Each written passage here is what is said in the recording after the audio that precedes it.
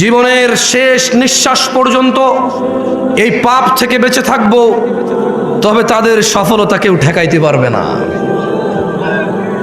ফামান যুহজিহা আনিন নার ওয়া উদখিলাল জান্নাহ, যেই ব্যক্তি আগুন থেকে মুক্তি পেল, জান্নাতে প্রবেশ করলো, ফাকাদ ফাজ, আল্লাহ বলছে সে জিতে গেল, সে জিতে গেল।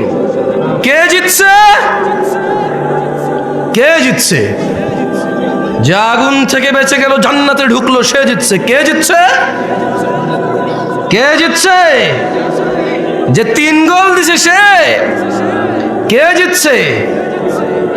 বলেন বলেন, মুখস্থ করেন, ঠোঁটের মধ্যে নিয়ে আসেন, দেখেন না মুখের থেকে হৃদয় ঢোকে কিনা। কে জিতছে? নাকি যে ছক্কা মারছে? কে জিতছে? নাকি যে চাকরি পাইছে? কে জিতছে?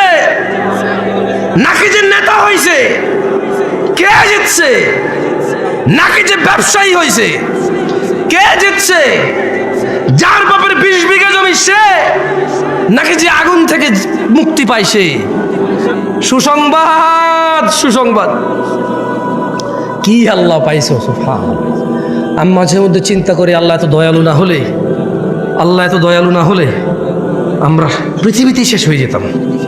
আল্লাহ তাআলা কোরআনে বলছেন, মনোযোগ দিয়ে শোনেন, ইল্লা মান তাব, ও চোরের দলেরা, ও জানাখোররা, ও নেশাগ্রস্তরা, ও অত্যাচারীরা, ও জালেমরা, ও ইসলাম বিদ্বেষীরা, ও আল্লাহদ্রোহীরা, ইল্লা মান তাব, সুযোগ, সুযোগ, মহা সুযোগ, অফার, অফার, বিশাল অফার।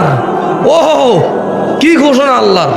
অতঃপর যেই ব্যক্তি অন্যায়, চুরি হোক, যা হোক, নেশা হোক, জানা হোক, যে কোনো অন্যায় হোক, ইল্লা মান তাব, অন্যায় যত হোক, যে ব্যক্তি অন্যায় থেকে তওবা করলো, ফিরে আসলো, ওয়া আমানা, আল্লাহর প্রতি ঈমান আনলো, ওয়া আমিলা আমালান সালিহা, অপরাধ জমিন থেকে আসমানের মেঘমালা, অপরাধ জমিন পরিপূর্ণ হয়ে আছে, অপরাধ সাগরের অতুলনীয় জায়গায় পৌঁছে গেছে।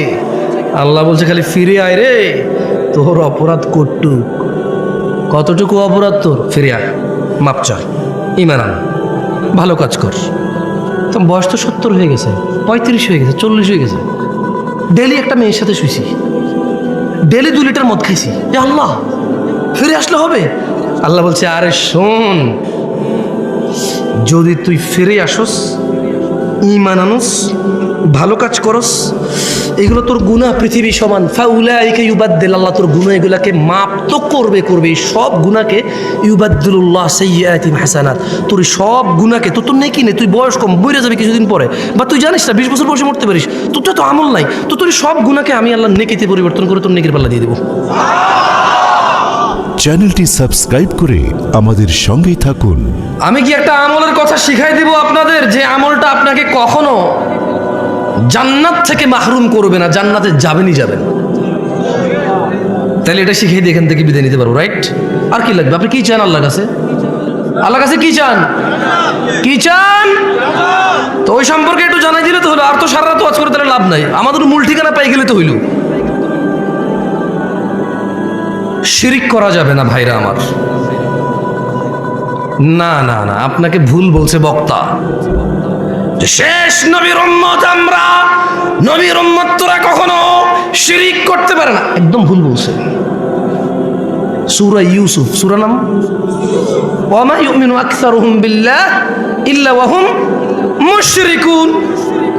আপনার হুজুর বলছে যে একবার মুসলমানের ঘরে জন্ম নিয়ে নিলে, বাপ আর দাদা যদি মুসলমান হয়ে যায়, যদি আপনার দাদা আর বাপ কোনো রকমের মুসলমান হয়, তাহলে আপনার দ্বারা শিরিক আর সম্ভব না। আপনার হুজুর বলছে, আমি বলছি এরকম মাইকে এসে, কেমন? ওইদিকে সূরা ইউসুফ কি আমাদের নবী মুহাম্মদের উপরে সাল্লাল্লাহু আলাইহি ওয়াসাল্লাম নাজিল হয়েছে নাকি অন্য নবীর উপরে? তাহলে এখানে আল্লাহ বলছেন যে ওয়া মা ইউমিনু আকসারুহুম বিল্লাহ, আল্লাহ তাআলা বলছে যে এই যে মানুষকে তুমি দেখছো মুহাম্মদ সাল্লাল্লাহু আলাইহি ওয়াসাল্লাম, এদের অধিকাংশ মানুষ প্রথমে ঈমান আনে। প্রথমে কি আনে? কি আনে? মানে এরা স্বীকার করে বাচ্চা দেয় কে, বৃষ্টি দেয় কে, সুস্থ করে কে, এরা ঈমান আনে। ইল্লা ওয়া হুম মুশরিকুন, তবে এদের যারা ঈমান আনে এদের অধিকাংশ 50%-এর উপর হলো মুশরিক, শিরিক করে। ওই কল্পনা থেকে বের হন যে আপনার বাপ দাদা মুসলমানের জন্য আপনার দ্বারা শিরিক হবে না, কেমন? ওটা থেকে বের হন। আর শুনেন, খালি যে মাজারে গিয়ে, মন্দিরে গিয়ে, তারপরে হচ্ছে কোনো মানুষের পায়ের নিচে, তারপর হচ্ছে কোনো নেতার নিচে, পয়সাওয়ালার নিচে, কোনো মহিলাকে পাওয়ার জন্য এভাবে করলে যে শিরিক হয় তা না। শুধু শিরিক এভাবে হয় না। জাবের রাদিয়াল্লাহু আনহু থেকে বর্ণিত, তিনি বলেন, কি বলেন? তিনি বলেন যে বাইনার রাজুলি ওয়া বাইনাশ শিরকি ওয়াল কুফরি তারকুস সালাহ, একজন ব্যক্তি শিরিক আর কুফরের মধ্যে পার্থক্য হচ্ছে নামাজ ছেড়ে দেওয়া। বুঝাইতে পারছি? আমি বলি নাই, জাবের রাদিয়াল্লাহু আনহু বলছে। বলেন না যে নতুন কথা বলছি। আরে ভাই, আপনি শুনেন নাই? এটা 1450 বছর পুরনো। আপনার মুহাদ্দিসরে জিজ্ঞেস করেন না, জিজ্ঞেস করেন না আপনার এখানে আলিয়া মাদ্রাসার প্রিন্সিপালকে, জিজ্ঞেস করেন না আপনার মসজিদের জুমার খতিবকে, জিজ্ঞেস করেন না আপনার পাড়ার ডাবল টাইটেল পাস মাওলানাকে। বলেন না যে মাওলানা সাহেব, খতিব সাহেব, একটু বলেন না নামাজ ত্যাগকারীর বিধান ইসলামে কি? বুখারী, মুসলিম, তিরমিজি, আবু দাউদ, মুসনাদ আহমেদ, বাইহাকি, মুআত্তা মালিক, হ্যাঁ, আপনি যে বইগুলোর নাম জানেন ওনাকে বলেন না যে সবগুলা বইকে একত্রিত করে, সবগুলা বই থেকে নির্যাস বের করে সালাত ত্যাগকারীর বিধান কি ইসলামে একটু আমাকে পড়ে শোনান। আপনাকে বলতে হবে বাইনাল মুনাফিকিন, বাইনানা ও বাইনাল মুনাফিকিনা শুহুদুল ইশা ওয়াস সুবহ লা ইস্তাতিউনাহুমা। আপনার মোল্লা, মুন্সি, মুহাদ্দিস আমার মতো আর কি, যারা আপনারা 3-4 হাজার টাকা বেতনে রাখেন, দাম নাই আর কি, যারা আমার মতো যাদের মসজিদের ইমামদের, হ্যাঁ, ওনাকে বলেন না, বলেন না যে হুজুর আমি শুধু জুমা পড়ি, তোর রুকুতে যায় নামাজ ধরি, সালাম ফিরানোর পর সবার আগে বের হওয়া লোকটা আমি খুব চালাক, 2 রাকাত বরাবর পাইয়া যাই। সবাই পড়ে 5 মিনিট নামাজ 2 রাকাত পায়, আমি পড়ি 3.5 মিনিট, তারপর 2 রাকাত পাই। কেমনে? সবাই বুকা আল্লাহু আকবার যায় ধরছে নামাজ, আমি সোজা রুকুতে যাই পাইছি 1.5 মিনিট পড়ার পরে। তার মানে আমি টাইম সেভ করছি, দারুণ। আমি যে কি বুদ্ধিমান, আল্লাহ, আমি যে কি চালাক। ইমাম সাহেব, আপনি বুঝেন না, আপনি জানেন না আমি কত ক্লেভার, আমি হেভি জিনিয়াস টাইপের জিনিস। হ্যাঁ, চিন্তা করেন, তোরা 5 মিনিট পড়ে 2 রাকাত, আমি 3.5 মিনিট পড়ে 2 রাকাত আমি। এবং ইমাম সাহেব নামাজ শুরু হয় আল্লাহু আকবার দিয়ে, শেষ হয় আসসালামু আলাইকুম দিয়ে। আমি আসসালামু আলাইকুম বলছি, সবার আগের লোকটা আমি বাইরে হয়েছি, তার মানে নামাজ শেষ, আমি নাই ওইখানে, আমি টাইম সেন্ড করছি। আপনি চালাক না? এই ছেলে, তুমি চালাক না? তুমি তো এটাই করো।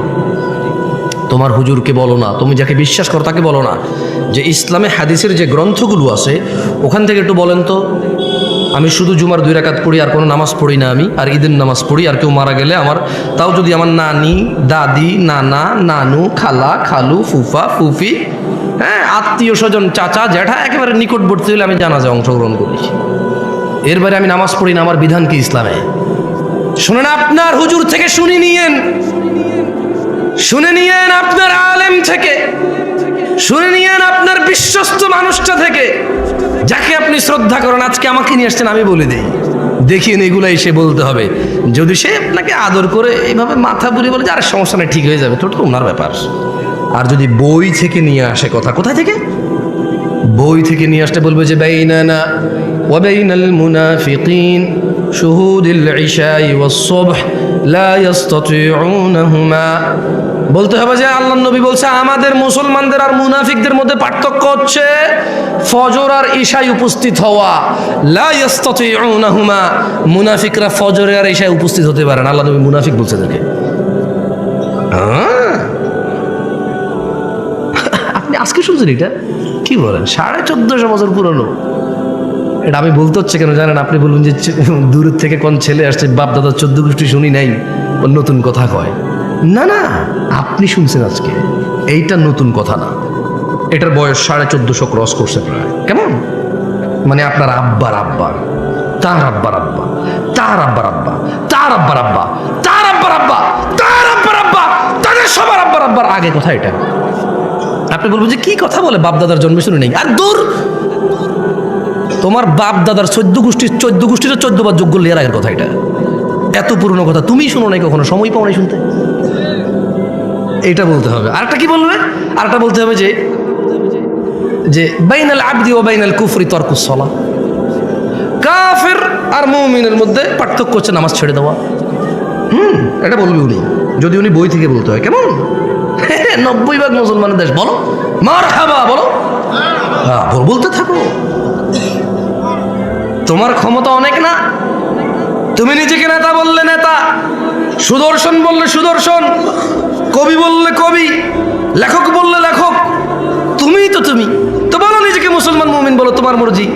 কিন্তু মনে রাখবা, ইয়াউমা লা তামলিকু নাফসুন লিনাফসিন শাইআ ওয়াল আমরু ইয়াউমাইযিন লিল্লাহ। ওই দিনকে ভয় করো যেদিন কোনো মানুষের কোনো ক্ষমতা কোনো কাজে আসবে না। একচ্ছত্র মালিকানা সিদ্ধান্ত নেওয়ার ক্ষমতা থাকবে কার? ওই দিনকে ভয় করো। ওই দিন মুসলমান বললে মুসলমান হওয়া যাবে না। আল্লাহর নবী বলে গেছে যে নামাজ ত্যাগ করে সে কুফরি করে। এখন বলবো জামশেদ মজুমদার এসে ফতোয়া দিয়েছে নামাজ ছাড়লে কাফের। আমি কখন বললাম রে ভাই? জাবের রাদিয়াল্লাহু আনহু বলছে আল্লাহর নবী বলছে যে নামাজ ছাড়ে সে কাফের।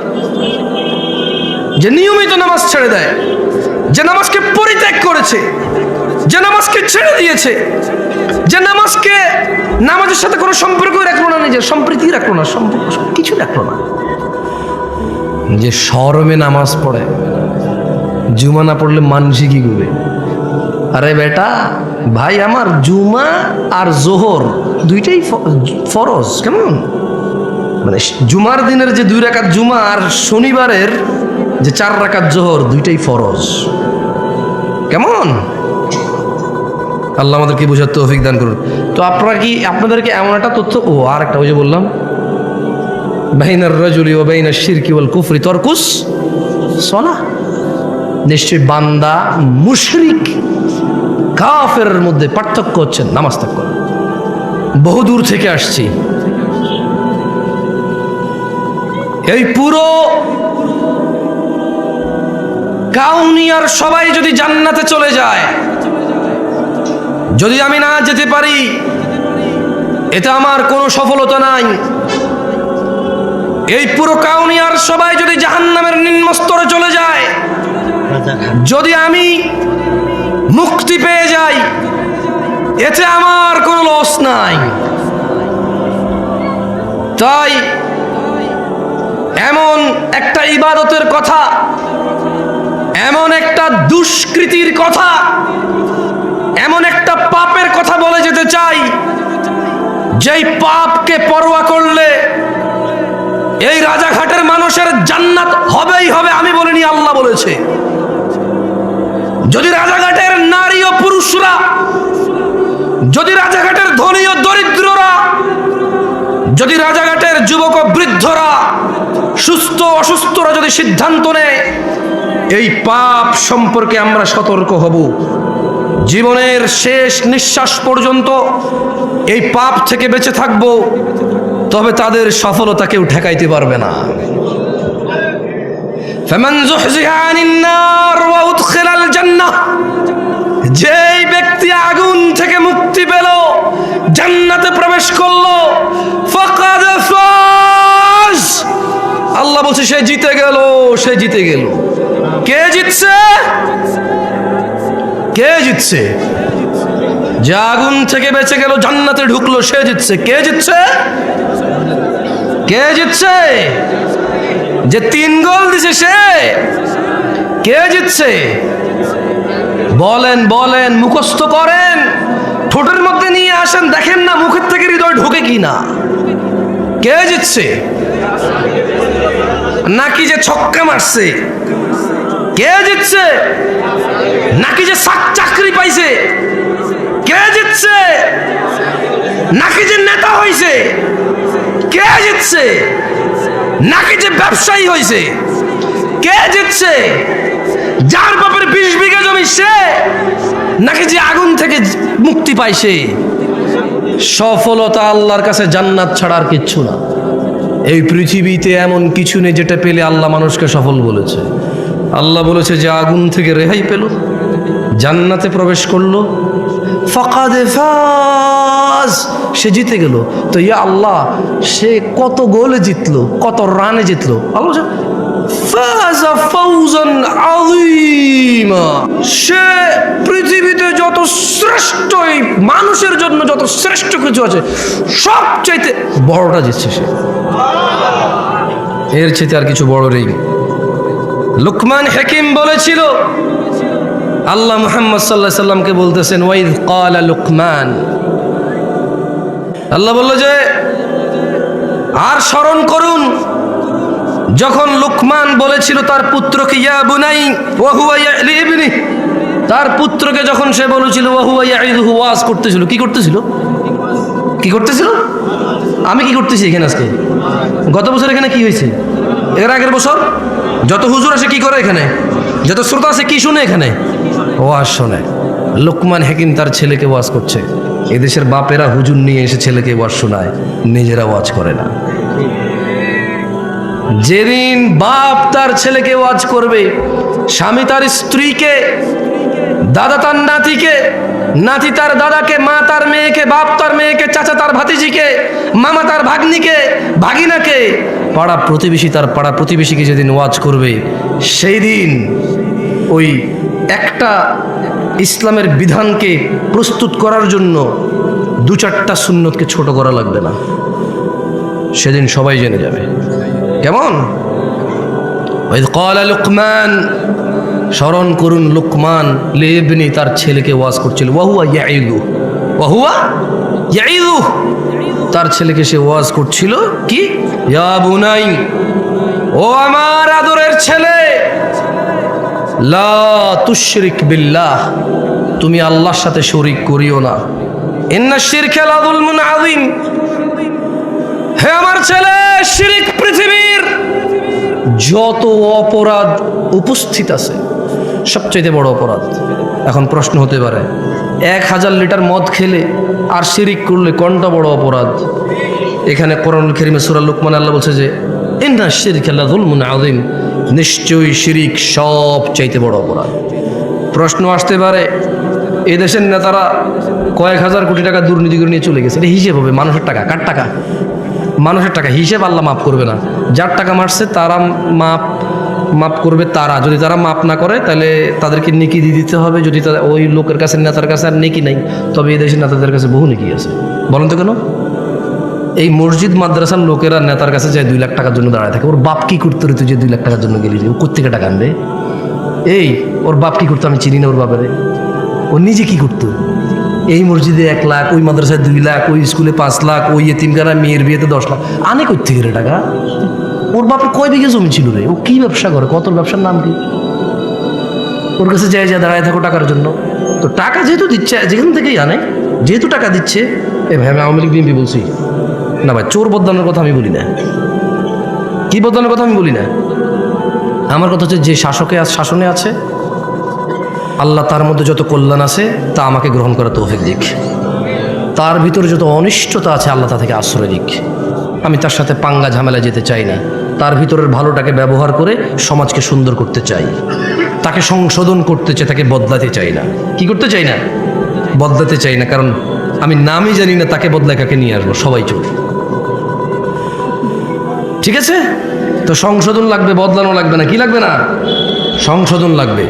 আল্লাহ আমাদেরকে সংশোধন হওয়া তৌফিক দান করুন। তো 2000 কোটি টাকা যদি কেউ চুরি করে বিদেশ নিয়ে চলে যায় বা দেশে রেখা দেয় বা কিছু একটা করে, তো যাদের টাকা সে মারবে, আল্লাহ বলবে যে আমি মাফ করবো না। তো সে বলবে যে তোমার টাকা তো আমি মেরে দিয়েছি, কি করবো? সে ওর লোক বলবে যে নেকি দাও। তো এখন এই যে মসজিদে 2 লাখ দেয়, মাদ্রাসায় 2 লাখ দেয়, এতিম বাচ্চাদের বিয়ে করা, দেখলো ভালো কাজ নাকি খারাপ কাজ? পাহাড় সমান নেকি থাকবে না তার কাছে, কারণ সে প্রচুর দান করে। কি করে? ও এখানে আরেকটা কথা বলা ভালো, যদি সুনামের জন্য, দানবীর জন্য দান করে তাহলে নেকি ওটাই নাই, ওটা রিয়া হয়ে উল্টো ওটা একটা গুনায় পরিণত হবে। কেমন? আর যদি মন মানসিকতা ভালো হয়, একটু মন নরম, ভালো মন মানসিকতা, একটা এতিম বাচ্চা বিয়ে করা দিচ্ছে, যা কিছু টাকা দাও হয়ে যাক, অথচ টাকাটা কিন্তু সে চুরি করে, ডাকাতি করে, বদমাইশি করে, কিছু হালাল আছে কিছু হারাম আছে মিশ্রিত। কেমন? কিছু হালাল কিছু, ওটা সরি নেতা বলবো না, ওটা ব্যবসায়ীরাও করে। 2 নাম্বার 4 নাম্বার 6 নাম্বার মালামাল বিক্রি করে নাকি করে না? গ্রামের মোড়লে করে, ওটা কিন্তু নেতা না। আপন বড় ভাইয়ে করে, রাস্তার জমি নিজে নিয়ে ছোট ভাইকে ওই পিসের জমি দিয়ে দেয়। বোনের সাথে ভাইয়ে করে। তো আমি আসলে শুধু নেতা বলবো না, আমি আসলে আমরা মানুষ, এই সমাজের মানুষগুলো আমরা খারাপ। ভাই হিসেবে ভাইয়ের সাথে খারাপ, ভাই হিসেবে বোনের সাথে খারাপ, ছেলে হিসেবে বাপের সাথে খারাপ, নেতা হিসেবে সমাজবাসীর সাথে খারাপ, ব্যবসা হিসেবে কাস্টমারের সাথে খারাপ, স্বামী হিসেবে স্ত্রীর সাথে খারাপ, বাপ হিসেবে ছেলের সাথে খারাপ। এটা হচ্ছে আমাদের স্বভাব, বুঝে আসছে? তো আসলে কোনো একটা লোককে এইভাবে দোষ, মানে নেতা হয়েছে এই জন্য দোষ, এটা না। আসলে আমাদের স্বভাবগত যাতে এই দেশের মানুষের আমরাই খারাপ, বুঝে আসছে না আসলে আপনার? তো এখন ইন্না শিরকা লাযুলমুন আযীম, লোকমান বলছে যে ছেলে তুমি আল্লাহর সাথে শিরিক করিও না। কেন? বলো যে শিরিক সবচেয়ে পৃথিবীর বড় অপরাধ। তো এখন যদি আপনি প্রশ্ন করেন কত বড় অপরাধ, 1,00,000 কোটি টাকা যদি মাইরা দেওয়া হয়, এটা কিয়ামতে আল্লাহ মাপ না করলে, এ হলো চোর যে টাকা মারছে, এ হলো যার সম্পদ তারা, বা সে একক বা তারা অধিক, এর যত নেকি আছে একে দিতে হবে। দিতে দিতে আর নেকি নেই, কিন্তু লোক বাকি আছে। এখন এই পৃথিবীতে এমন একটা মানুষ আছে যার গুনাহ নাই? আছে? একটা মানুষ কি পাওয়া যাবে যার গুনাহ নাই? তো এখন এই যে ওই যে চোর বাটপার অন্যের হক মাইরা খাইছে, এর কাছে আর নেকি নাই, এখন লোক বাকি আছে যাদের হক এর কাছে রয়ে গেছে, এদের গুনাহগুলো সব এর কাছে আসবে। ইন্না লিল্লাহি ওয়া ইন্না ইলাইহি রাজিউন। সেই নেকির পাহাড় নিয়ে এসে মানুষ সবার গুনাহ নিয়ে গুনার পাহাড় নিয়ে যাবে। এবারে আসেন, তো এরপরে কি হবে? এর সমস্ত নেকি শেষ, সব মানুষের গুনাহ এর কাছে চলে আসছে, এইবার কি হবে ওর? এটা প্রশ্ন থাকতে পারে না? ধরে নেন ওর শিরিক করে নাই, কি করে নাই? কি করে নাই? আল্লাহ বলছে যে ইয়াগফিরু লিমান ইয়াশা, যাকে খুশি মাফ করে দেবে। বুঝাইতে পারি নাই কি বলছে আল্লাহ? আরে ভাই, চোরদেরকে উৎসাহিত করতেছি না, ভুল বুঝিয়েন না আপনারা আবার। অধিকাংশ চোরই মুশরিক বেনামাজি, অধিকাংশ চোর মুশরিক বেনামাজি, অধিকাংশ চোর ডাকাত আল্লাহকে অস্বীকারী। আচ্ছা, একটা কথা বলি আপনাকে, মাশাআল্লাহ আপনারা ঠান্ডা চুপ আছেন, একটু মনোযোগ দিয়ে শোনেন। জেনা করা কি? ন্যাংটা থাকা কি? ন্যাংটা থাকা কি? আরে আমি নাস্তিক, আমরা জোরে বল। ন্যাংটা থাকা কি? গুনাহ। গুনাই তো, হারাম তো গুনাই। শরম না? শরম না? শুকর খাওয়া কি? আচ্ছা, কালকে বাংলাদেশের বইতে লেখা হলো, আমি ওয়াল্লাহি, আল্লাহ সাক্ষী, আল্লাহ সাক্ষী, কসমে বিল্লাহি তাআলা, আল্লাহকে সাক্ষী রেখে বলছি, আমি বর্তমান যে সরকার বা এর আগের সরকার বা পরে কি আসবে আমি এত নন অফ কনসার্ন না। আমি ধরেন এই দেশে শিক্ষা নীতিমালা হয়, অনেক কিছু বইতে আসতেছে, যেমন এই দেশের সায়েন্স আর্টসের অনেক বইতে লেখা আছে সব ধর্ম ম্যান মেড, মানুষের বানানো ধর্ম, কেমন লেখা আছে বইতে। আপনি কি করবেন? কি করবেন আপনি? টিচার পড়াবে না? এটা পড়াবে, ছাত্ররা পড়বে। ধরেন কালকে বইতে লিখলো, বছরে একটা দিন আমরা নির্ধারণ করব, ওই দিনের নাম দিব আমরা দুঃখ ভোলা দিবস। কি ভোলা দিবস দিব? আরে ভাই, যারা মাতাল তারা সবাই কয় কেন খায়? কয় দুঃখ বলার জন্য খায়। বুঝাইতে পারছি না? পারি নাই? এটা সিগারেট খোর পর্যন্ত সিগারেট খায় দুঃখ বলার জন্য। কি বলার জন্য? দুঃখ বলার জন্য। তো ধরেন এরকম একটা দিবস চালু হলো তর্কের খাতিরে, যে বছরে একদিন আমরা সবাই সুন্দর করে সেজে গুজে মেয়ে ছেলে একাকার হয়ে আমরা দুঃখ বলা দিবস পালন করব। ধরেন টিচাররা এটা শিখাবে, বাচ্চারা বলো তো দুঃখ বলা দিবস কোন দিন? আমরা বললাম অমুক দিন। এরপর আমরা সবাই আইলাম, বাপের থেকে 200, 500, 1000 যেই টাকা বিয়ার পাওয়া যাবে, মদ পাওয়া যায়, সবাই 1 বোতল 2 বোতল করে নিয়ে আইলাম। নিয়ে আয়া আমরা সবাই একসাথে হইলাম, হয়ে আমরা কি পালন করব? দুঃখ ভোলা দিবস। আপনি আপনার বাচ্চাকে মদ কিনে দিবেন? দিবেন না? কেন? কেন? ও আচ্ছা, হারাম। মাশাআল্লাহ, ইউ কেয়ার অ্যাবাউট দ্য হারাম। আপনি হারাম সম্পর্কে পরোয়া করেন?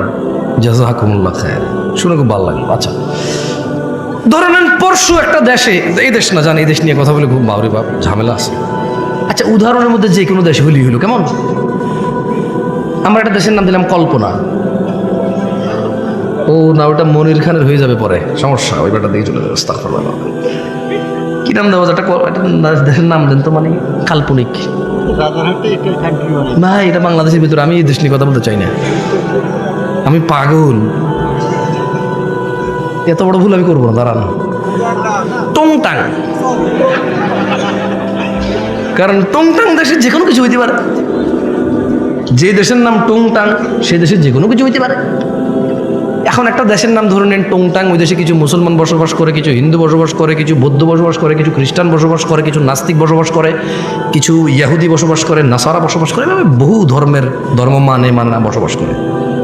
ধরে নেন ওই দেশের গভর্নমেন্ট হঠাৎ করে বলল আমরা সৌন্দর্য প্রদর্শন দিবস পালন করব। কি দিবস? এবং তারা তাদের শিক্ষকদেরকে বলে দিল বইতে একটা অধ্যায় সৌন্দর্য প্রদর্শন অধ্যায়। কি অধ্যায়? তো ওই দিন আমরা যাপন করব কিভাবে? তারা বললো যে সৌন্দর্য যেহেতু প্রদর্শন, তাইলে সবাই জামা কাপড় ছাড়া আসলেই ভালো হবে, পুরুষেরই দেখা যাবে। আরে আশ্চর্য, হাসতেছেন কেন? কি প্রদর্শন? তাইলে যার শরীরে যতটুকু অংশ আছে, যে যত বেশি করে দেখাবে সে পুরোটাই দেখাইলো, রাইট? এটা তাদের লজিক। এটা কার লজিক? তাদের লজিক। কোন দেশের? টংটাং দেশের লজিক। এখন টংটাং দেশের মুসলমানরা বলো কি, আমার বাচ্চাকে আমি ঘর থেকে জামা কাপড় কোনো কিছু ছাড়া স্কুলে পাঠাবো আজকে সৌন্দর্য প্রদর্শন দিবস পালন করার জন্য? শুধু বইতে লেখা আছে তাই? শুধু সরকার বলছে তাই? শুধু এদেশের বড়রা বলছে তাই? শুধু এদেশের ইঞ্জিনিয়াররা ডাক্তাররা বলছে তাই? এদেশের যাদের ক্ষমতা আছে তারা, এদেশের যারা পয়সাওয়ালা তারা, যারা সুন্দর করে ক্লিন শেপ করে হাঁটে তারা, যাদের they look so handsome, that's why তাদেরকে দেখতে খুব হ্যান্ডসাম দেখা যায়, এই জন্য আমি তাদের কথা মেনে নেবো। আমার বাচ্চাকে আমি ন্যাংটা পাঠাবো? আমার 12 বছরের যুবতী মেয়ে, আমার 15 বছরের যুবতী মেয়ে, আমার 18 বছরের যুবতী মেয়ে, আমার 20 বছরের যুবক ছেলেকে আমি কাপড় চোপড় ছাড়া পাঠাবো? ইম্পসিবল। বলবে, রাইট? আপনারা বলবেন? এরকম বলবেন তো না? দেখ, তাহলে টংটাং দেশের মতো আপনারাও বলবেন, রাইট? আচ্ছা, এরপরে ধরেন কিছুদিন পর দিবস একটা আসবে, দুঃখ বলা দিবস। টংটাং দেশে কি বলা দিবস আসবে? ওই দিন বইতে এরকম লেখা থাকবে, স্যাররা শিখাবে, শোনো, জানে না, বুঝে নাও, এরকম একটা দিন আসছে, অমুক দিন অমুক অমুক কিছু করছে, সে যেহেতু চলে গেছে, তাহলে আমরা প্রচুর দুঃখ পাই তার জন্য। আমরা কি করবো? আমরা কি মদ খাবো? কি খাবো আজকে? টংটাং দেশ যে কোনো কিছু হইতে পারে ভাই। এখন টংটাং দেশের মুসলমানরা হঠাৎ বলো কি আস্তাগফিরুল্লাহ, কি পাগল নাকি রে ভাই? ও আমার ক্ষমতায় আছে, ও আমার নেতৃত্বে আছে, আমাকে শাসন করবে, অন্যায়ের প্রতিবাদ করবে, আমি ভালো করলে পুরস্কৃত করবে, খারাপ করলে শাস্তি দিবে। ও মদ খাওয়াবে কেন আমার বাচ্চা কাচ্চাকে?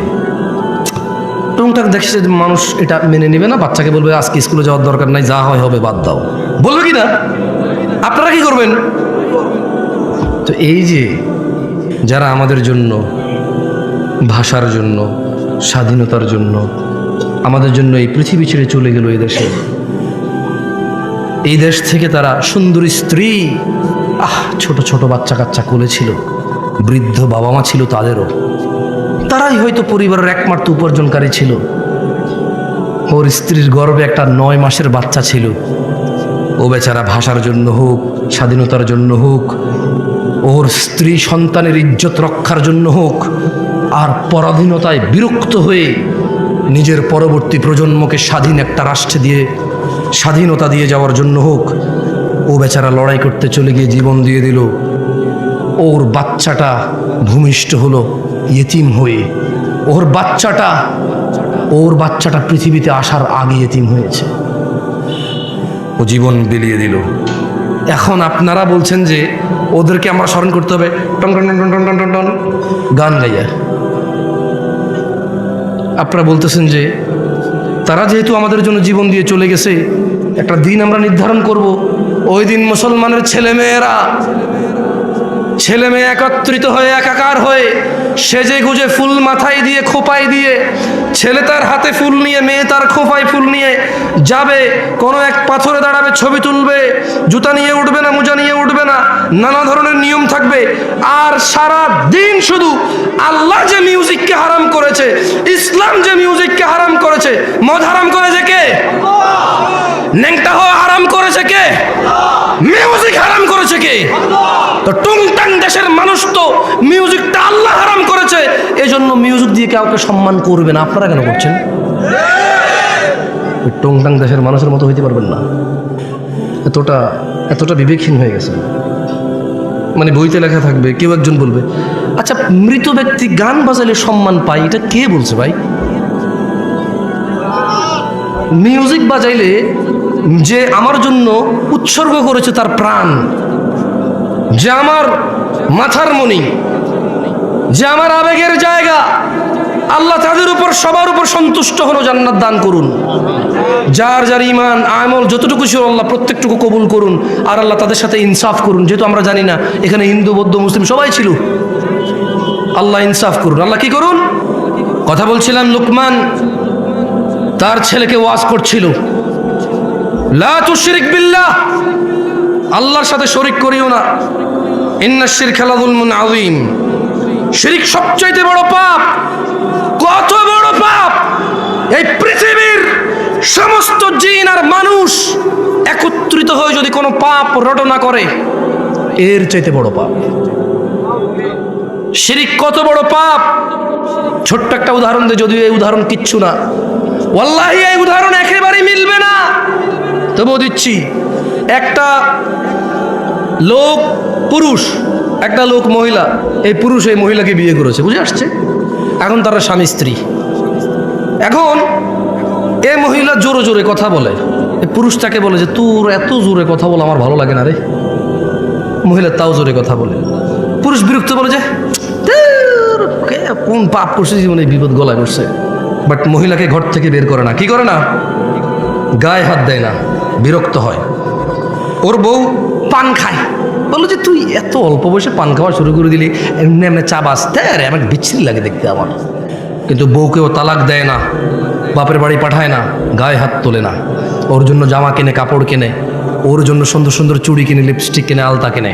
ওর বউটা ওর মায়ের সাথে বিয়াদবি করে, কি সুন্দর করে বোঝায়, তুইও তো মা হয়েছিস, আমাদের তো বাচ্চা কাচ্চা আছে, আমার মাটা বাপের একমাত্র পোলা আমি, আমার তো দুইটা ভাই নাই যে আমি যদি খেয়াল না রাখি আরেক ভাইয়ের বউ খেয়াল রাখবে, একটু খেয়াল রাখ না, আমরা ভদ্র পরিবারের লোক, আমি যদি তোর গায়ে হাত তুলি এখন, তোর সাথে ঝগড়া করি, মানুষ কি বলবে? ছেলের মাও বোঝে যে পরিবারটা সম্মানী, এই জন্য ছেলের বউ যত কিছুই করুক অতটা মানে প্রতিক্রিয়া দেখায় না, মনে করে যে বোঝে না, অবুঝ, এরকম করে ছেড়ে দেয়। ও বউয়ের গায়ে হাত তোলে না, বাপের বাড়ি পাঠায় না, তালাক দেয় না। ছেলেটা প্রায় তার বউয়ের মোবাইল এঙ্গেজ পায়, যখনই বলে তোমার মোবাইল ব্যস্ত পেলাম কেন, বউ বলে যে খালার সাথে কথা বলতেছি, মার সাথে কথা বলতেছি, বোনের সাথে কথা বলতেছি। সে প্রায় এঙ্গেজ পায়, বিরক্ত হয়। ছেলেটা তার বউকে বলে তুমি ফেসবুক কেন চালাও, আমার পছন্দ না। তার বউ বলে যে চালাবো না, এরপরে বলে যে শুধু এই তো মাঝে মধ্যে একটু স্ক্রলিং করবো, আমি কারোর মেসেজ টেসেজ দিই না। ছেলেটা প্রায় দেখে যে ও বউ ফেসবুক চালায়, সে বিরক্ত হয়, বউর গায়ে হাত তোলে না, বাপের বাড়ি পাঠায় না, তালাক দেয় না। হঠাৎ যদি এই ছেলেটা ঘরে এসে দেখলো তার বউয়ের বিছানায় অন্য পুরুষের সাথে বউ শুয়ে আছে, এখন কি করবে সে?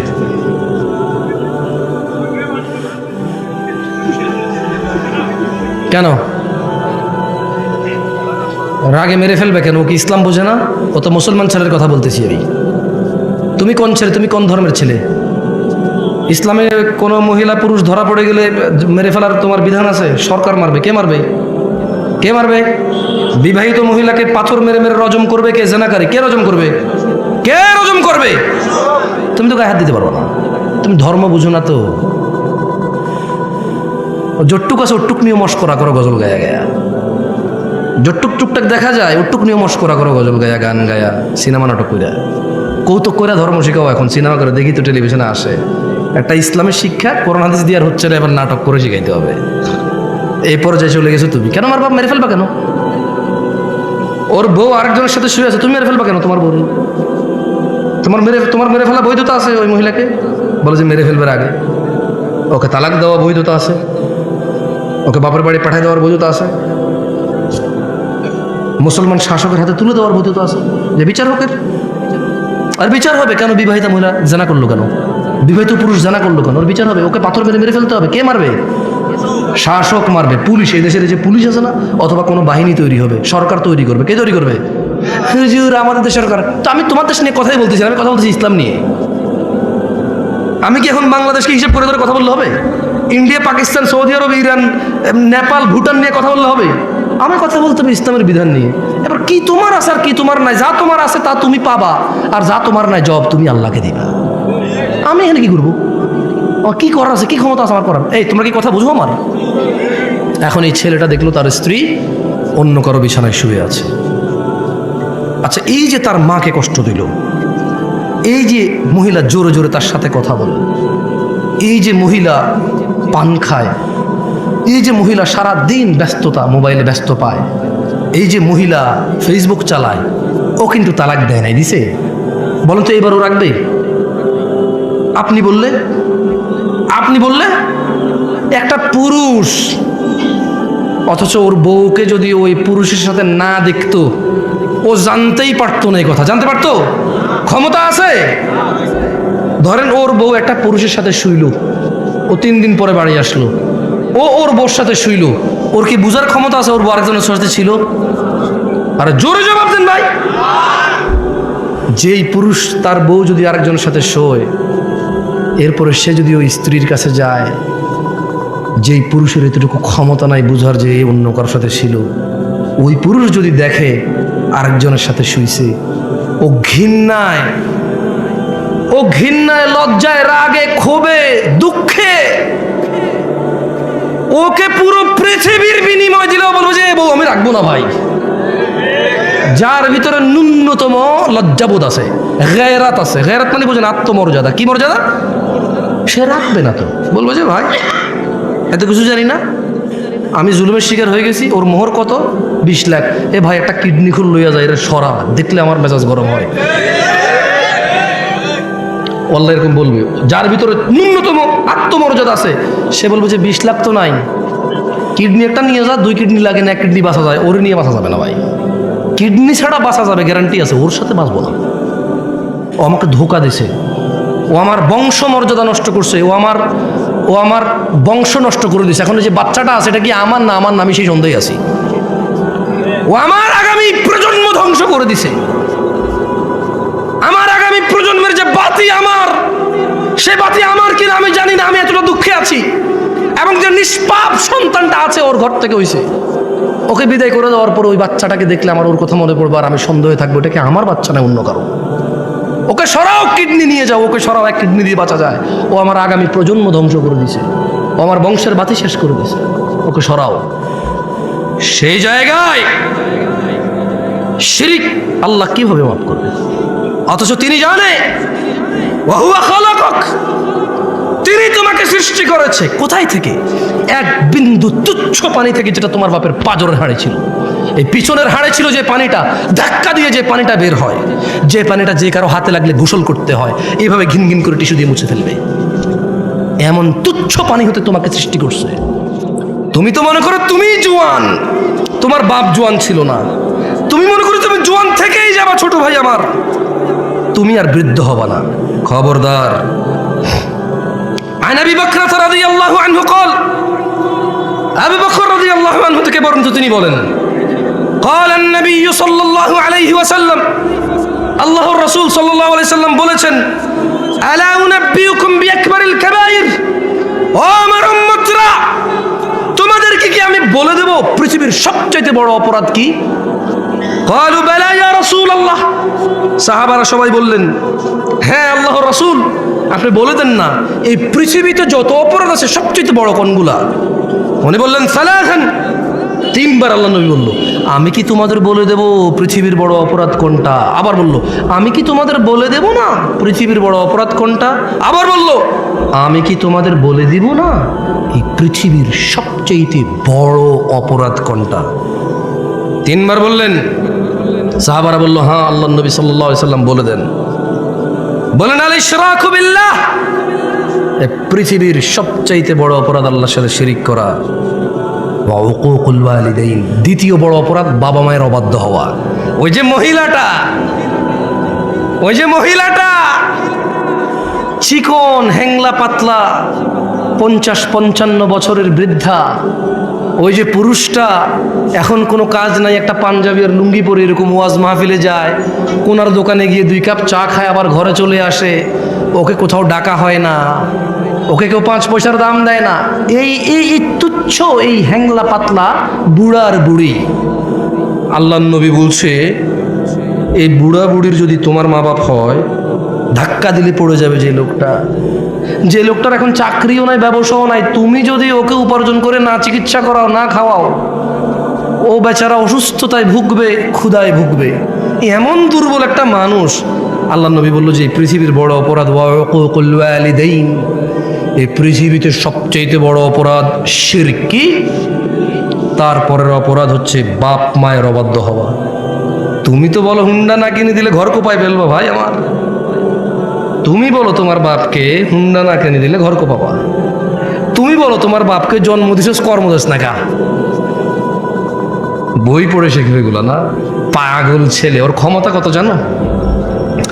এই যে বুড়া লোকটা যারে তুমি বলো যে আপনি কিচ্ছু বুঝেন না, শুধু শুধু কথা বাড়ায় না এই জায়গায়, ওর ক্ষমতা জানো? এই যে তুমি যে জান্নাত মানে যেখানে না গেলে আগুনে জ্বলবা, হ্যাঁ, এই জান্নাতে যে দরজা দিয়ে ঢুকবা না, এই বুড়া লোকটা এটার চৌখাট। চৌখাট এটা কি?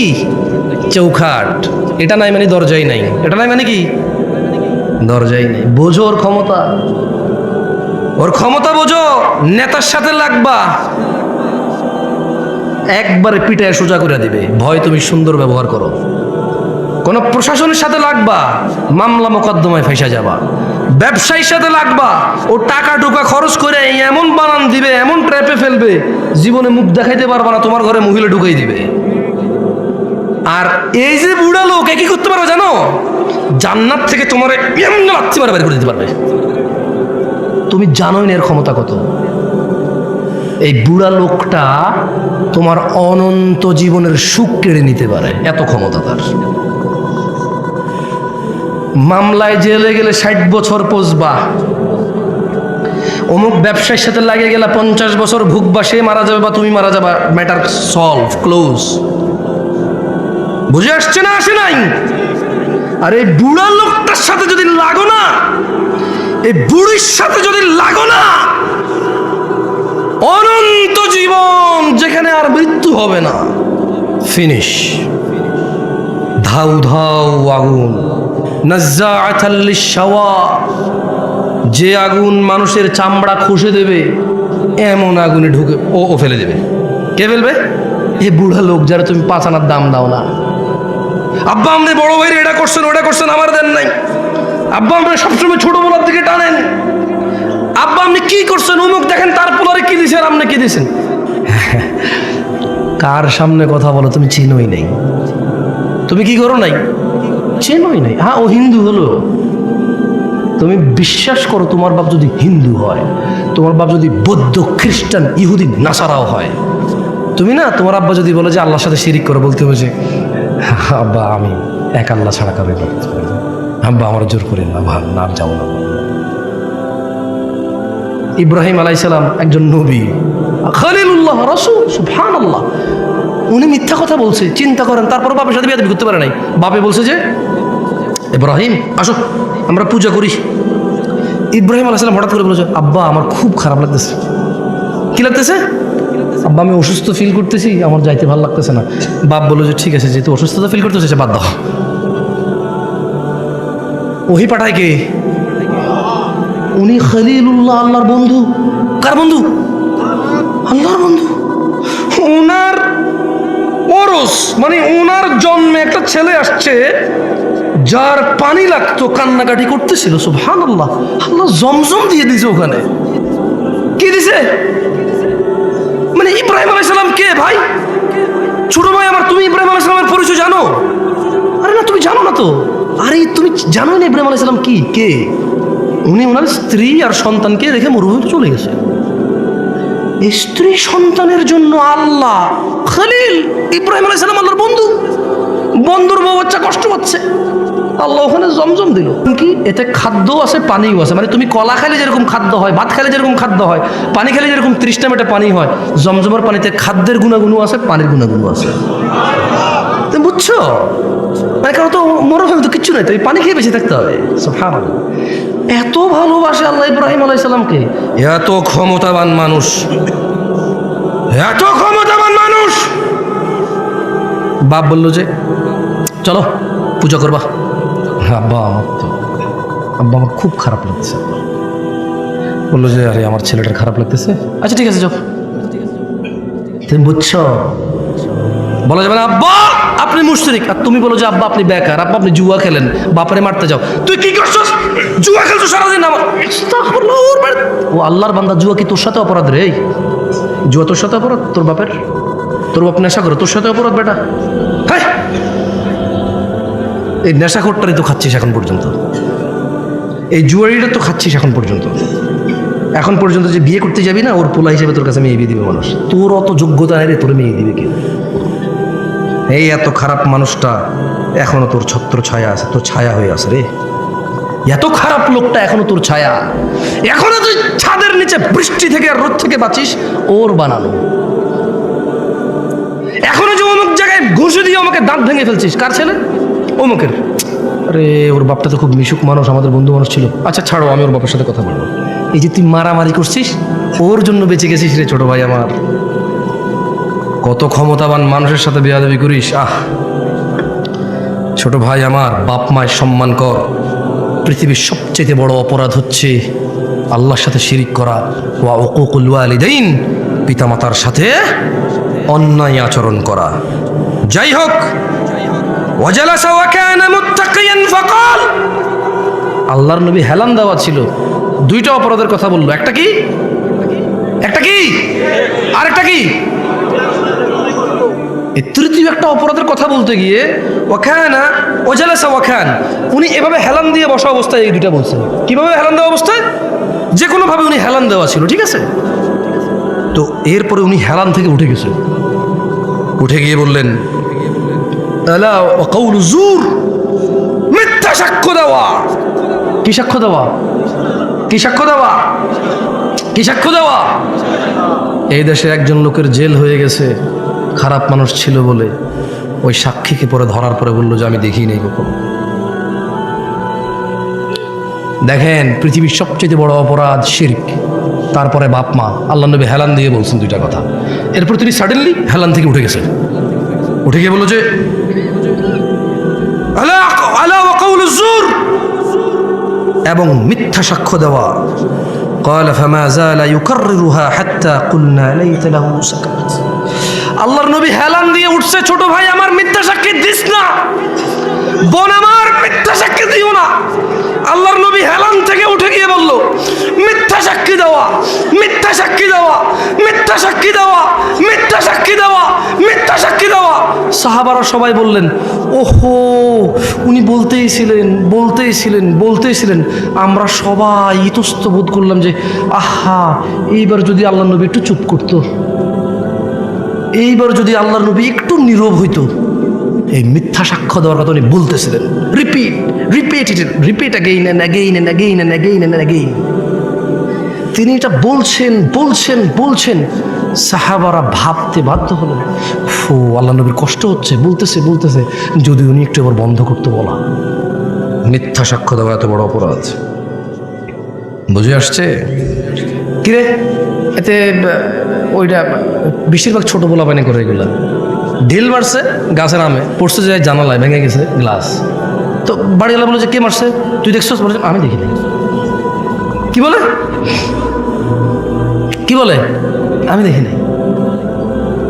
ছোট ভাই, মিথ্যা সাক্ষ্য দেওয়া পৃথিবীর বড় অপরাধ। যাই হোক, আমি আমার বক্তব্য লম্বা করব না, তবে একটা কথা বলছিলাম যে তোমাদের একটা অপরাধের কথা বলে যাব, যে অপরাধ তোমাদেরকে কখনোই জান্নাতে নিয়ে যাবে না।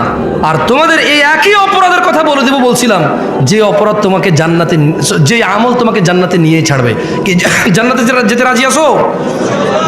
কারা কারা জান্নাতে যেতে রাজি? আল্লাহ আমাদের কবুল করুন।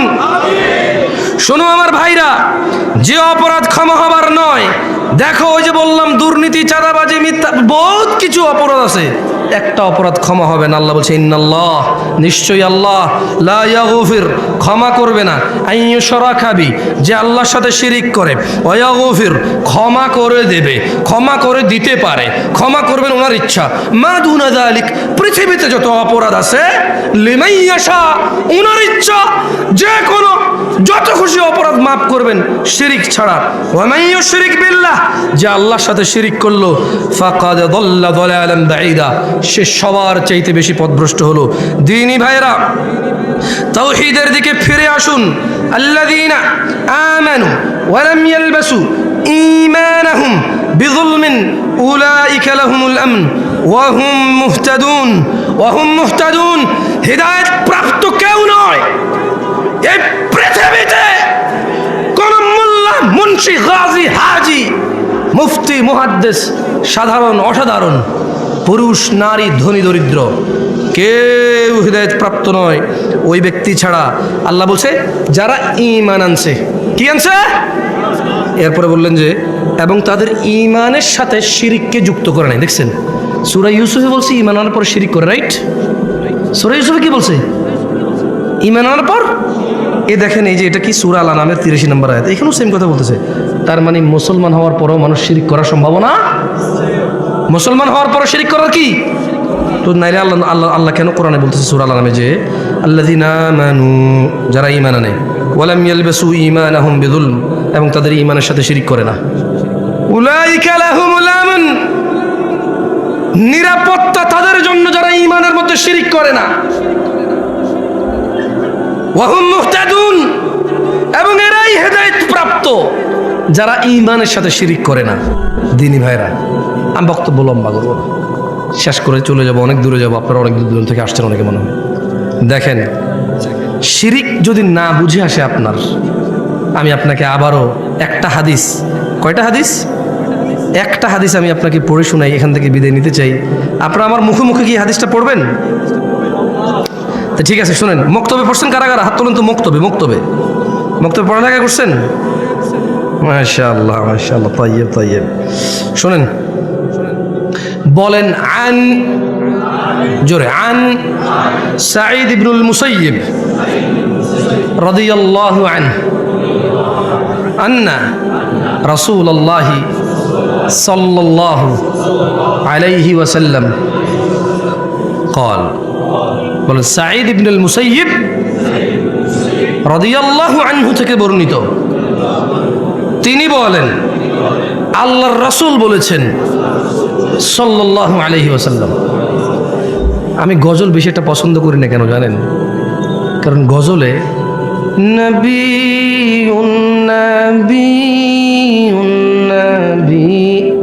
নবী নবী বলতে থাকে, সাল্লাল্লাহু আলাইহি ওয়াসাল্লাম বলার সুযোগ নেই গায়কের। গায়কের কি বলার সুযোগ নাই? কারণ সুর মিলাতে চাইলে সুর পাল্টে যাবে। কি পাল্টে যাবে? আর সেখানে তো আলেম ওলামারা আছেন, বলুন তো আল্লাহ নবী সাল্লাল্লাহু আলাইহি ওয়াসাল্লামের নাম আসলে দুরূদ পড়তে হয় কিনা? হয় কিনা? নাকি গজলে মাপ আছে, গানে মাপ আছে, ওয়াজে মাপ আছে, বৈঠকে মাপ আছে, ঝগড়ায় মাপ আছে? না, আল্লাহ নবীর নাম আসলে আলাইহিস সালাম, মিনিমাম কি বলতে হবে? আলাইহিস সালাম। মিনিমাম কি? ধরেন সাল্লাল্লাহু আলাইহি ওয়াসাল্লাম, অনেক বড় হয়েছে না? একবারে বলতে পারতেছেন না, লিস্ট বলতে হবে মুহাম্মদ আলাইহিস সালাম, মানে মুহাম্মদ ওনার উপরে দুরূদ বর্ষিত হোক। বুঝে আসছে? তো এই জন্য আসলে আমার অনেক সময় গজল ভালো লাগে না শুনতে, বিরক্ত লাগে শুনতে। কারণ আল্লাহ রাসূল সাল্লাল্লাহু আলাইহি ওয়াসাল্লামের নাম এতবার বলে বলে বলে, বাকিরাও মাথা নাড়ায়, শ্রোতাও বলে না, গায়কও বলে না, কেউ বলে না, সুযোগই নেই। কারণ পরে সুরই মিলবে না। পরে কি মিলবে না? বলেন, সুর মিলানো জরুরি নাকি আল্লাহ নবী সাল্লাল্লাহু আলাইহি ওয়াসাল্লামকে সম্মান করা জরুরি?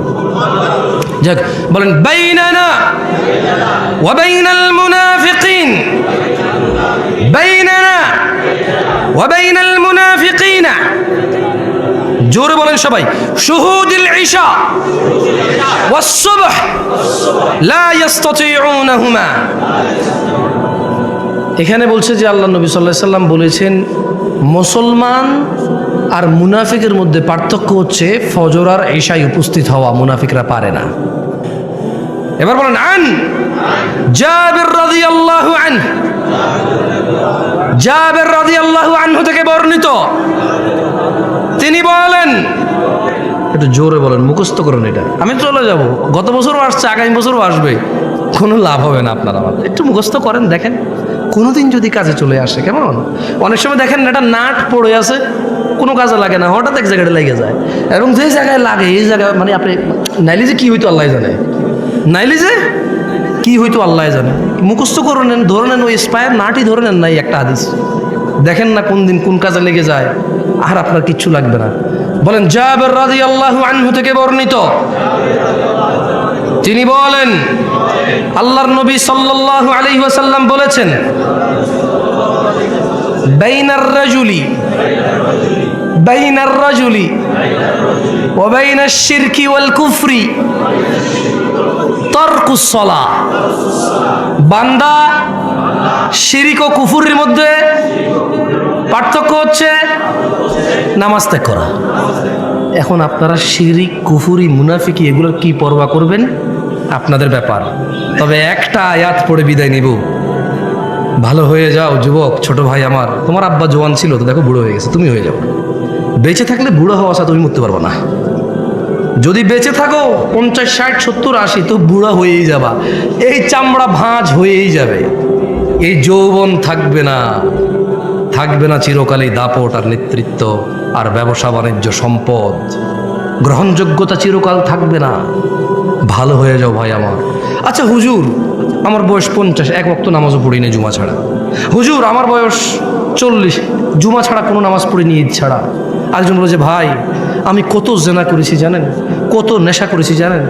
আজকের দিনে আমার সলিউশন কি? আমার বয়স 50, কোনো নেকি নাই। সুসংবাদ, সুসংবাদ। কি আল্লাহ পাইছো, সুবহানাল্লাহ। আমি মাঝে মধ্যে চিন্তা করি, আল্লাহ এত দয়ালু না হলে, আল্লাহ এত দয়ালু না হলে আমরা পৃথিবীতেই শেষ হয়ে যেতাম। আল্লাহ তাআলা কোরআনে বলছেন, মনোযোগ দিয়ে শোনেন, ইল্লা মান তাব। ও চোরের দলেরা, ও জানাখোররা, ও নেশাগ্রস্তরা, ও অত্যাচারীরা, ও জালেমরা, ও ইসলাম বিদ্বেষীরা, ও আল্লাহদ্রোহীরা, ইল্লা মান তাব। সুযোগ, সুযোগ, মহা সুযোগ, অফার, অফার, বিশাল অফার। ওহো, কি ঘোষণা আল্লাহর! অতঃপর যেই ব্যক্তি অন্যায়, চুরি হোক, যা হোক, নেশা হোক, জানা হোক, যে কোনো অন্যায় হোক, ইল্লা মান তাব, অন্যায় যত হোক, যে ব্যক্তি অন্যায় থেকে তওবা করলো, ফিরে আসলো, ওয়া আমানা, আল্লাহর প্রতি ঈমান আনলো, ওয়া আমিলা আমালান সালিহা, অপরাধ জমিন থেকে আসমানের মেঘমালা, অপরাধ জমিন পরিপূর্ণ হয়ে আছে, অপরাধ সাগরের অতুলনীয় জায়গায় পৌঁছে গেছে। আল্লাহ বলছে খালি ফিরে আয় রে, তোর অপরাধ কটুক, কতটুকু অপরাধ তোর, ফিরে আয়, মাপ চা, ঈমান আন, ভালো কাজ কর। তো বয়স তো 70 হয়ে গেছে, 35 হয়ে গেছে, 40 হয়ে গেছে, ডেলি একটা মেয়ের সাথে শুইছি, ডেলি 2 লিটার মদ খাইছি। এ আল্লাহ, ফিরে আসলে হবে? আল্লাহ বলছে, আরে শোন, যদি তুই ফিরে আসস, ঈমান আনস, ভালো কাজ করস, এগুলো তোর গুনাহ পৃথিবী সমান। ফাউলাইকা ইউবাদদিল, আল্লাহ তোর গুনাহ এগুলাকে মাপ তো করবে, এই সব গুনাহকে ইউবাদদিলুল্লাহ সাইয়্যাতিহিম হাসানাত। তোর সব গুনাহকে, তোর নেকি নেই, তুই বয়স কম, বইরে যাবে কিছুদিন পরে, বা তুই জানিস না 20 বছর বয়সে মরতে পারিস, তোর তো আমল নাই, তো তোর সব গুনাহকে আমি আল্লাহ নেকিতে পরিবর্তন করে তোর নেকির পাল্লা দিয়ে দেবো। ওয়াল্লাহ, এটা কোনো হাদিস না যে আপনি জাল বলবেন, এটা কোনো হাদিস না আপনি দঈফ বলবেন, এটা কোনো হাদিস না আপনি তর্ক বিতর্কে লেগে যাবেন। এটা সূরা, কোরআনের আয়াত, একেবারে আমি ব্যাখ্যাও করি নাই। আল্লাহ ইল্লা মান তাব, অতঃপর যে তওবা করে, ও আমানা, ঈমান আনে, ও আমিলা আমালান সালিহা, ভালো কাজ করে, ফাউলাইকা ইউবাদদিলুল্লাহু সাইয়্যাতিহিম হাসানাত, আল্লাহ তার সকল গুনাহকে নেকিতে পরিবর্তন করবে। এবার এই অফার আপনি নেবেন কিনা এটা আপনার ব্যাপার। তবে এই অফার পেতে হলে কি করতে হয়? প্রশ্ন, তওবা কেমনে করে? প্রশ্ন, তওবা কেমনে করে? গুনাহ কেমনে নেকিতে পরিবর্তন করব? শুধু মাপ না, এটি নেকি হয়ে যাবে। ধরে নেন বাংলাদেশ সরকার বলল, কার কাছে কত জাল টাকা আছে, 30শে ফেব্রুয়ারি 2024 এর মধ্যে সমস্ত জাল টাকা এনে জমা দাও, সেম আসল টাকা নিয়ে যাও, তবে আর কখনো জাল টাকা বানাইতে পারবা না, যদি বানাও মৃত্যুদণ্ড, যদি বানাও কি। এখন এক লোক বলল যে এই যে বললো সমস্ত জাল টাকায় আসল টাকা দিবে, আমার কাছে 20,000 কোটি টাকা আছে জাল টাকা। ধরেন গভর্নমেন্ট বললো যে ডাজেন্ট ম্যাটার, যত আছে 20,000, 50,000, 1 লাখ কোটি টাকা থাক, ডাজেন্ট ম্যাটার, তবে আজকে এখানে জমা দিতে হবে। এই টাইমের ভিতরে জমা দিলে তোমার এই যত টাকা জাল আছে অত টাকার বিনিময়ে আসল টাকা দেবে সরকার, এবং এরপরে আর তোমাকে কি করবে, যদি এরপরে অপরাধ করো মৃত্যুদণ্ড, এরপর অপরাধ করো কি। এখন বললো যে 50,000 কোটি টাকা, কেউ কি মিস করবে এটা? আল্লাহ এরকমই বলতেছে যে যত অপরাধ আছে, শর্ত হচ্ছে বেঁচে থাকা অবস্থায় মাপ চাইতে হবে। কখন? শর্ত কি? কেউ কি বলতে পারেন কে কতদিন বাঁচবেন? আমি পারি না। ভাই আপনি বলতে পারেন কতদিন বাঁচবেন? তুমি? আরে কি করে, ডিজিটাল দেশে কেউ জান না কবে মরবে। আফসোস, তো কি শিখলা? বুদ্ধি কি তেলে তোমার? তুমি এত বিচক্ষণ মানুষ, কবে মরবে না? একটু পরে সম্ভব হতে পারে, একটু পরেই হয়ে যেতে পারে, এখানে বসা অবস্থায় হতে পারে, এই বক্তা এখানে দাঁড়ানো অবস্থা হইতে পারে, এই শ্রোতা এখানে বসা অবস্থা হইতে পারে মৃত্যু। তো এই যে সমস্ত গুণাকে নেকিতে পরিবর্তন করার একটা শর্ত আছে, কি? সবগুলা গুনাহ যা হয়ে গেছে এই এখন বলতে হবে, এখন আস্তাগফিরুল্লাহ, আল্লাহ আমাকে মাফ করেন, আমি আর কোনোদিন গুনাহ করবো না। যদি গুনাহ করি আপনি তো জানবেনই, আপনার সাথে কি লুকাই গুনাহ করতে পারবো নাকি? তবে আমার সব গুনাহ আপনি মাফ করে দেবেন, আমি আর গুনাহ করবো না। বাস মৃত্যু পর্যন্ত আপনি তৌফিক দেন যাতে আপনার উপরে ঈমান রেখে ভালো কাজ করে মরে যাই, আর খারাপ কাজ করবো না। আল্লাহ বলছে সব নেকি হয়ে যাবে। এখন আপনাদের সিদ্ধান্ত ভাই, আমি তো আপনাদের আসলে কিছু দিতে পারবো না আপনাদেরকে, ফু দিয়া পারবো, বলে যেতে পারবো। আকুলু কওলি হাদা আস্তাগফিরুল্লাহ লি ওয়া লিসাইরিল মুমিনিন ফাস্তাগফিরু ইন্নাহু হুয়াল গফুরুর রহিম। আমি আল্লাহর কাছে আপনাদের সকলের জন্য এবং আমার জন্য ক্ষমা চাই, আল্লাহ আমাদের সবাইকে মাফ করুন। আপনারাও আপনাদের জন্য মাফ চাইেন আল্লাহর কাছে, আমিও আমার জন্য আল্লাহর কাছে মাফ চাইব। সুবহানাকাল্লাহুম্মা বিহামদিকা আশহাদু আল্লা ইলাহা ইল্লা আনতা আস্তাগফিরুকা ওয়া আতুবু ইলাইক।